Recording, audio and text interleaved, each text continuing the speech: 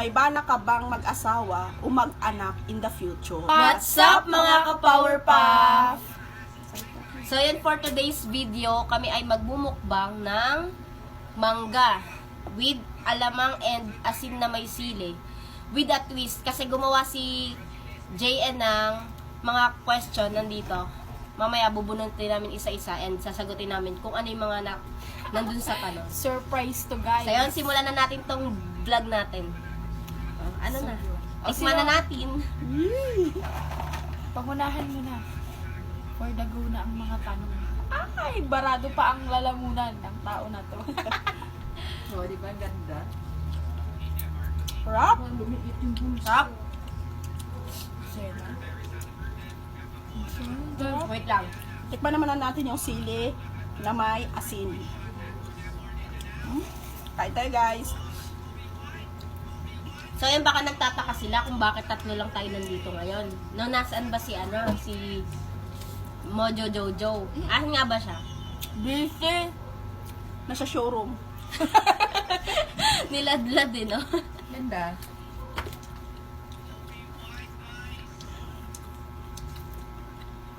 Medyo masama guys yung pakiramdam ni Mojo Jojo kaya wala siya dito ngayon. Kasi, may problema pa siya. So, So yun, ayan. salamat nga pala sa nag-sponsor ng aming mangga. Nabutihin namin kapitbahay. So, yun.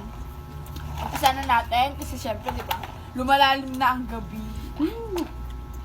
So, eto na nga. Ikaw na magbasa. Ito ko. Para kanino? Hindi, Ano to? ano yan? Opinion niya ng bawat isa. Para sa lahat pala tong tanong na to din, isa-isa namin sasagutin kung ano Ano yung magiging nakapaloob opinion? dito. So yan, ito ang tanong. Kung may pagkakataong magkaroon ka ng isang superpower, ano ito at bakit? Uulitin ko yung tanong Kung may pagkakataong magkaroon ka ng isang superpower, ano ito at bakit? So, sino unang sasagot? Ikaw na, syempre, ikaw na So, kasi. sige, dahil ako daw ang nagbasa, ako na unang sasagot. Kung magkakaroon ako ng superpower, ano daw ito? Gusto kong power na makagamot. Bakit? Siyempre, hindi naman natin alam kung ano yung mangyayari kung bigla tayong dapuan ng sakit sa panahon ngayon, lalo na ang dami 'di ba nagkakasakit. So, yun yung gusto ko maging superpower. Makagamot. Then, hindi lang para sa akin, kundi para na din sa pamilya ko, sa ibang tao. Diba? Ayun, ikaw naman.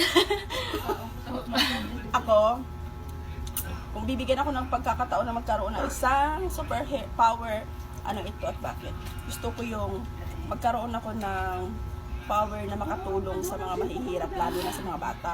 Kasi sa ngayon, napapansin ko, marami talaga yung mga bata na yung pakalat-kalat sa kalye, tapos makikita mo ang dudungis, hindi mo alam kung makakain ba o wala, yung ganun. Kaya nga sabi ko, pag ako binigyan ng pagkakataon na medyo, alam mo yun, nakakaluwag-luwag sa buhay, yun talaga yung una kong gagawin. Ano talaga tayo ng Tutulungan ko sila. instinct?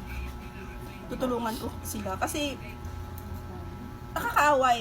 Minsan, di ba, pagpapasok ako sa trabaho ko hanggang pag-uwi, nakikita mo na, alam mula umaga, gabi na, dito pa sila.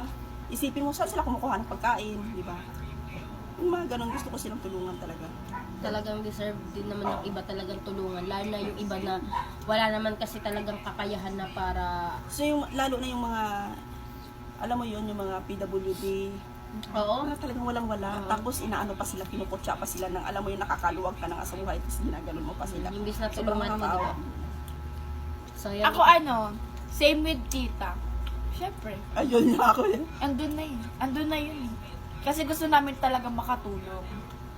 So, yun din yung gusto ko. Hindi yun super power Parang yung maging successful. Yun naman talaga yung Para una natin maging gagawin eh. daan ka ba ng iba? I mean, Parang instrumento ka. ganon. Kasi nga gusto ko talaga magkaroon ng orphanage in the future. Well, sisikapin ko talaga siyang mangyari. Siyempre kami hindi naman kami mga anak mayayaman kaya alam namin yung hirap at yung mga nararanasan din ng ibang tao. Naranasan din naman namin. So, kumbaga naranasan na namin yun. So, Na namin para sa iba. Lalo siyempre pag alam namin yung hirap, lalo sa mga bata nakakaawa diba? So, ayun, next question tayo. Masyado na pinapainit ng unang tanong. Unang tanong pa lang eh, no? Pero, Ako Grabe. na sunod magbabasa. Kain lang ako ah. sige. Sobrang witty na to guys kasi shibulay shibulay sila. Bakit mo napiling maging isang part ng LGBTQ? Sino? Tayo! Wait lang. Ang unghang. Masyadong sumisikip. O sige, unahan mo na ta. Dahil ikaw naman ang nauna. Dahil nakakatanda at una mong naranasan ang pagiging parte ng LGBTQ. So, bakit mo napili? Na maging party nun? Actually, hindi siya hindi siya Pinili. pinili. Hindi siya choice. Kundi ginusto. Gusto mo. Or, ewan ko lang, siguro naging lang, Naramdaman. ramdaman mo. Kasi, naging party ba ako nun? Oo! Oo. So, pa nagkwento tayo dito. Wala ka dyan. Ano rin natin? Next vlog. So, yan. Hindi mo pinili. Hindi ko pinili. Kusa lang siyang parang kusa lang dumating sa buhay. Parang din yan na, parang kusang dumating sa buhay mo. Tinanggap mo lang kung ano ka. Saka hindi mo naman, kung sakali mo dumating talaga sa point na ganun ka, hindi mo naman dapat ikahiya eh. Oo. So, sino naman? Kasi hindi naman kasalanan ng pagiging isang Part niyan. mm-mm. So, yun. Ako, katulad nga ng sabi ni tita, hindi naman talaga siya pinili. Kasi naramdaman siya. Siguro genetics na din. Kasi sa genes talaga namin both side, si mama and si papa is,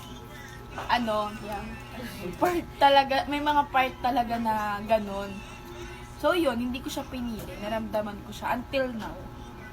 Sa akin kasi parang high school life, na parang wala lang, parang lang din sa mga kaibigan na, parang okay to ang ganun.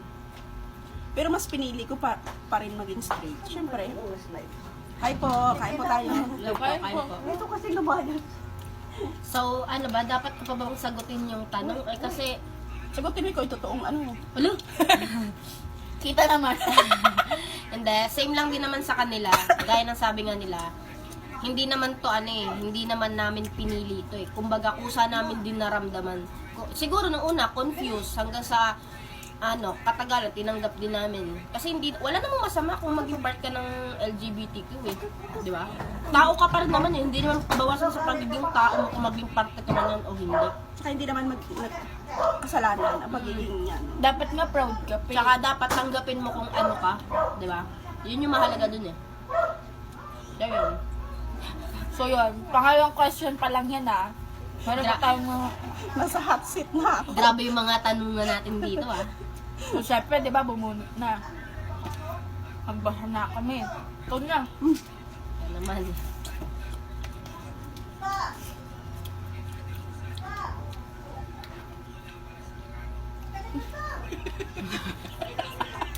Ito guys, itong question na to is hindi para sa akin. Para sa kanilang dalawa. Kasi ako may anak na ako. Mas pinili ko magkaroon ng anak at magkaroon ng, hindi ko pa binabasa yung tanong, papaliwanag ko lang para magkaroon kayo ng idea. Naging part ako ng, yun yan LGBT. Pero, mas pinili kong magkaroon ng asawa at anak. Bakit? Kasi, sabi ko sarili ko, pagdating ng araw, anak ko lang ang mag-aalaga sa akin. Siyempre, di ko naman masasabi na habang buhay nandyan sila para sa akin. Iba pa rin pagka-anak. Yung anak na mamahalin mo, aalagaan mo, yung ibibigay mo lahat-lahat sa kanila. So, itong question na to, sila lang dalawang makakasagot nito. At saka hindi, di ba sabi mo, dati ka naging part ng LGBTQ. So, ngayon naman, sinusuportahan mo pa rin naman yung LGBTQ. Oo naman. So, yun lang naman. So, ang At saka kung sakali dumating sa point na isa sa 5 anak ko, yung maging ganun, okay lang sa akin. Hindi ka Basta, maging- lagi kong sasabihin na, magpakatino lang kayo kahit ganyan kayo. Yung respeto nyo sa sarili nyo sa ibang tao, hindi dapat mawawala yan. Lalo't higit, yung pananalig kay God is talagang nandyan. Kasi without Him, we have nothing. May ganun. ganon, may paano, may ito na, yan. ito. May balak ka bang mag-asawa o mag-anak in the future? Sige, ako na unang sasagot. Ako naman is, may balak naman talaga akong magkaanak. Kasi syempre, Pero asawa, mga balak. may balak ako mag-asawa. Pero hindi ko naman masasabi kung ano yung aasawahin ko, kung lalaki o babae. Bahalan si Lord kung ano ibigay. Pero gusto ko talaga magkaanak. Kasi syempre, sabi nga ni tita, Iba pa rin anak mo talaga. ang mag-aalaga sa'yo kapag tumanda ka. Hindi naman ibang tao di ba? Hindi mo masasabi na alagaan ka ng kapatid mo. Syempre, mas maganda may anak ka Bro, pa rin. alagaan kita. Kaya nga, hindi natin masasabi kasi hindi lahat, di ba? May nakikita nga tayo, tingnan mo, tumanda na lahat-lahat, may kamag-anak, pinapabayaan. Kaya mas maganda talagang may sarili kang anak at pamilya. At saka pag yung anak na talagang napalaki mo talaga siya ng maayos. Kasi mayroon din naman na kahit sabihin mo may anak ka nga, pagtanda mo, wala rin naman sa tabi mo. O, natya pero ay magulang. Nasa pagpapalaki pa rin talaga ng magulang. So, yun. Ako, may balak talaga. Pero hindi lalaki. Ayoko talaga. Siguro mag-aanak ako. Kung ayaw niya, kung hindi siya yung magbubuntis, mag-aampon. Ayoko talaga na ako. Natatakot kasi ako. Pero mag-aanak ako. It's either siya yung magbubuntis o mag-aampon kami. Ganon. Pero iba pa rin talaga yung Yung sa'yo. yung ang tawag doon? IBF? Oo, IBF. Ganon. Yun. May balak. Update namin kayo. Malay nyo, maabutan nyo pa. Next question tayo. Follow, like, and share lang guys. And thanks for watching. Dapat kayong nakaabang lagi kasi may mga matututunan talaga kayo sa amin. Ako na magbabasa.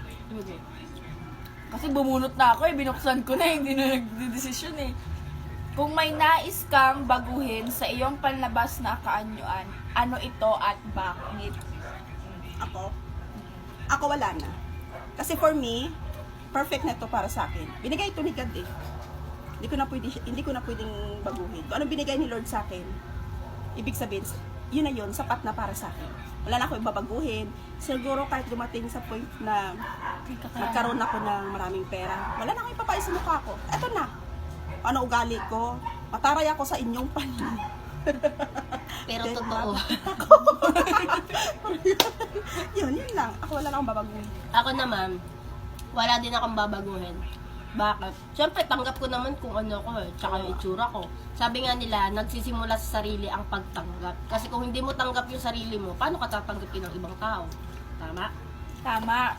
Ako din ganon, pero aayusin, hindi babaguhin. Yung parang, ito, katulad yun, syempre, may mga insecurities naman tayong lahat, di ba? Katulad ng katawan, mukha, ito kasi sira na talaga to, hindi, Kumbaga, ano babaguhin na lang talaga siya. Self-improvement. Pero hindi Syempre. kailangan ano yun. Hindi mo babaguhin talaga totally. Parang ano lang, raayusin, ganun. So, yun. Meron na lang tayong Ako na tatlo. ang bubunot. Sarap. Ito na. Parang yung mga Oh, tanungan natin, no? Hala, grabe naman. Bakit sa akin napunta ang tanong na to? Parang talagang pinamumukha sa akin ang pagiging ako. Grabe talaga. Lord, galing mo. Natatawa ako kasi doon pa lang sa... Eto na, sige, babasahin ko na. Dahil sa isa kang bading. Grabe, di ba? Ano ang makukuha mo sa babae na hindi mo nakukuha sa isang lalaki? So, tayo yan kasi si tita. Hindi, pwede niya sabihin. Opinion niya, Opinion niya kasi. Kasi naranasan niya din naman na magmahal ng babae, di ba? Both, I mean, lahat naman siguro tayo, parang tayong tatlo. Ano ka na? Dahil sa isa kang bading, ano ang makukuha mo sa babae na hindi mo makukuha sa isang lalaki? Siguro kasi, hindi naman sa yung makukuha, para lang sa opinion ko lang pag nagmahal ka ng babae tsaka ng lalaki, parang mas grabe kasi magmahal yung babae. Syempre, Ito. oo, babae din ako, May kaya ganyan. alam ko. kumbaga, yung pagmamahal ba nila, talaga alaga, Genuine. as in, dun iba talaga kapag babae yung nagmamahal. Yun lang. Pag sa lalaki din naman kasi, At saka pag lalaki kasi, minsan, pag mabesyo yung lalaki, Ng pagkatuan. konsumisyon, yung babae, tsaka, parang medyo lang di ba? mas nagkakaintindihan kayo kasi alam nyo kung paano yung galaw nyo pareho, kasi nga pareho kayong babae. Ganun. Siguro sa love, yun yung mas na ko. Grabe kasi magmahal ang babae. Para sa akin Ikaw. Yun na lang, sagot-sagot na lang. Ako ano bang makukuha? Actually, Walang sakit. Grabe. Actually, syempre sa lalaki, hindi. Anong makukuha? Nung iba, sa lalaki kasi di ba syempre, specifically, sa lalaki talaga is magkakaanak ka. Hindi natin may tatanggi yun. Sa babae, kung ano makukuha ko, yung sabi nga ni ate, parang yung love kasi talaga nila is genuine. Pero, yung totoo lang, masakit talaga. Kasi usually, yung mga lesbian, Masakit. Bakit mo pinapatawa si lesbian? Sobrang sakit. yung mga lesbian, tawag ito, yung iba, hindi kasi talaga contented. Mm. Hindi sila parang, sila, genuine sila magmahal, obsessive din sila magmahal, pero, nag-cheat din talaga, parang hindi nakukontento kung lalo na kapag LDR, hindi lang kayo magkita ng bakit parang inaano mo naman ang iyong karanasan sa buhay? Hindi ganun kasi talaga. Based on my own experience. Ay, mukhang grabe na yung pinagdaanan sa mga katomboyan. Ako wala experience yun. Ito na. Kailan mo mapagtanto napagtanto na part ka ng LGBTQ? Ang Ako, gandang tanong. high school life. High school life talaga lahat nagsimula. Doon, basta high school life, siguro Yung mga mga naramdaman. nag-start talaga third year high school. Kasi ngayon kasi grade 9, grade 10. Noon third year high school. Doon talaga lahat. Ako din. Ikaw. lahat. Ako, nung high school, nagkaka-crush ako sa babae, pero ang lagi ko wala. Parang confused pa ako nun eh. Pero nung naging part talaga ako ng LGBT, siguro mga 2018, yun na yung nag-start ako, napapasama na ako sa mga bisexual, mga Babae friend na. kong bisexual. Yan, nag-start siya 2018. Ako Ako 2009 pa ata yun. 2008. ayun. Ako siguro nung pagka first heartbreak ko, ng lalaki. Na-inlove kasi ako, yun talaga first love ko, lalaki. Tapos hanggang sa naging confused ako kasi nagkaka-crush na ako sa mga babae. Grade 9 ko na pagtanto din. Kasi nandigo na ako, ate ko. Nandigo si Boding. Idol. High school life. Pedophile pa ako nun. Pedophile pa ako nun, yun hindi na. Grade 9. Grade 9 ka. So ikaw, high school, mga 2008 2008. yan. Ako 2018 eh. So yun, last question. question. Ito na. Kasi last 3 na lang din. Last 3 na lang dun, guys. Naubos na Last 3 na lang. So bibilisan na natin kasi. Kaya yung bunso ka, diba? Ayan. Grabe, hindi to witty, hindi to Kung sakaling makukulong ka, sa tingin mo ang kaso mo? Dahil nga tayo, Ako, mga siguro? kami eh. Siguro ako nakapatay. Bakit? Dahil sa anak.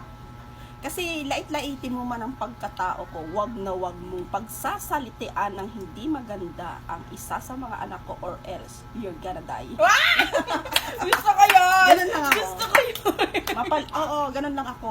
Sabi ko nga pag ang anak ko kinanti mo, tandaan mo, di kita tatantanan! Grabe, Mike Enriquez pala. Grabe yun. Ganun ako. Ikaw? Ako, Pagdating talaga sa anak. Kung yun ako talaga. din na makakapatay ako pagdating sa anak ko.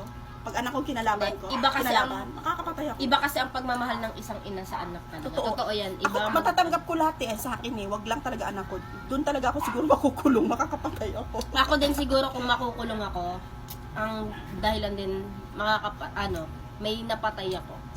Kasi ayoko talaga yung kahit sa pamilya ko, may naririnig ako na pinagsasalitaan ng ibang tao eh. Ayoko nung ganun, lalo na pag yung magulang.